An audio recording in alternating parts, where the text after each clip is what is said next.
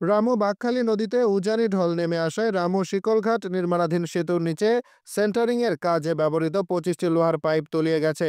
শুক্রবার 30 মে দুপুরে রামু পুরাতন মরিচা আরাকান সড়কের শিকলঘাট বাঁকখালী নদীর উপর নির্মাণাধীন সেতু এলাকায় এ ঘটনা ঘটে।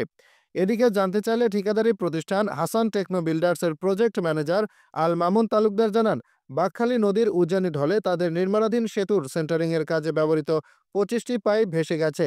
সামান্য ক্ষতি হলেও সেতুর ক্ষতি হবে না।